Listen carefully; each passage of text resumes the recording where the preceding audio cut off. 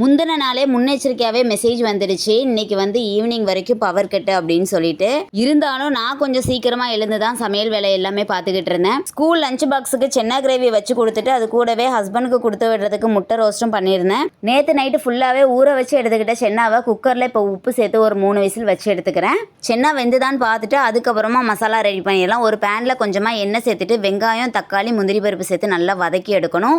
இப்போ இதை நல்லா ஆறுனதுக்கு அப்புறமா மிக்ஸி ஜாரில் சேர்த்துட்டு கொஞ்சமாக தண்ணி சேர்த்துட்டு நல்லா ஃபைன் பேஸ்ட்டாக அரைச்சி எடுத்துக்கலாம். வேற ஒரு கடாயில் கொஞ்சமாக தேங்காய் எண்ணெய் சேர்த்துட்டு சோம்பு, கருவேப்பிலை பொரிஞ்சதும் அரைச்சி எடுத்து வச்சிருக்க மசாலாவை சேர்த்துட்டு ஒரு 2 நிமிஷத்துக்கு நல்லா வதக்கி எடுக்கணும். இப்போ இது கூடவே மிளகாத்தூள், மல்லித்தூள், கரம் மசாலா, இஞ்சி பூண்டு பேஸ்ட் 1 ஸ்பூன் சேர்த்துருக்கேன். அது எல்லாமே சேர்த்துட்டு பச்சை வாசனை போகிற வரைக்கும் நல்லா வதக்கி எடுத்துக்கலாம். அப்புறமா வேக வச்சு எடுத்துக்கிட்ட சென்னாவை சேர்த்துட்டு தேவையான அளவுக்கு உப்பு சேர்த்துட்டு நல்லா மிக்ஸ் பண்ணி எடுத்துட்டு நம்ம மூடி போட்டு ஒரு 10 நிமிஷம் வேக வச்சு எடுத்துக்கலாங்க.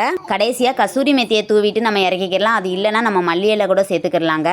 முட்டை ரோஸ்ட் பண்ணிக்கிட்டு இருக்கும்போதே பவரும் கட் ஆகிடுச்சு. அதுக்கப்புறமா லஞ்சு பேக் பண்ணி கொடுத்து விட்டுட்டேங்க.